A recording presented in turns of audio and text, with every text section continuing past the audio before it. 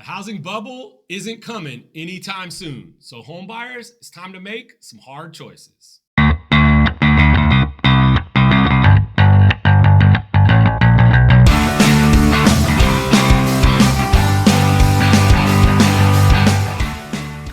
Another exciting week, and today we're going to talk about why are purchase contracts canceling?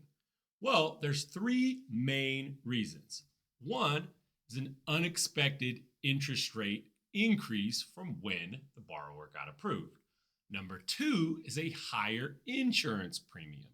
And number three is a failure to agree upon repairs. Now, we know that with number one, the increase in interest rates, that's been really difficult in a volatile interest rate environment, but it is critically important for borrowers to stay in touch and in communication with their mortgage lender throughout their process of shopping for a home to ensure that they still understand what those monthly costs are on the purchase price that they're looking for.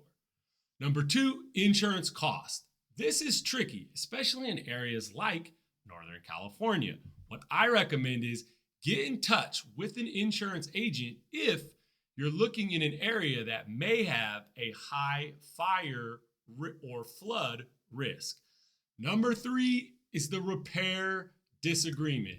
Now, I think some sellers haven't caught up to the current market that we're in. And in their mind, they think that if they fall out of contract with the current buyer, there are multiple buyers right around the corner. Well, we know that we still have a low inventory environment, so sellers have an advantage there with fewer homes for interested buyers to look for, but we have continuously seen mortgage applications and pre-approved buyers activity reduce as well. Best case scenario is if a house is in contract, do your best to keep it in contract. Negotiate in good faith, find a common ground, and don't put that house back on the market. In some good news, mortgage delinquencies are at an all-time low. A recent report says that currently, mortgages in default are as low as 1%. This is down from last year's 1.3%.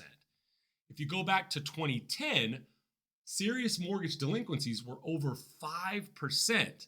So the drop in delinquencies is a really good sign that even in the tighter economy, people are doing what it takes to stay current on their mortgage. I think there's a few main reasons about why that is. Number one is people have more equity today than ever before. So nobody's going to default or walk away from a home that has hundreds of thousands of dollars of equity. If they're looking at alternative places to live, they're probably looking at current interest rate they have versus today's interest rate and deciding it's better to make it work where they are. So those forecasting for that housing bubble, similar to 8, 9, or 10, probably isn't going to happen because of mortgage delinquencies and a run on. A favorite saying in our office is pick your hard. One way or another, you're going to have to do something difficult. Right now in the mortgage market, that's evident. So home buyers, right now you got to decide, are you willing to pick the hard of paying the higher interest rate versus waiting? You may pay a higher rate today, but it may be at a lower price.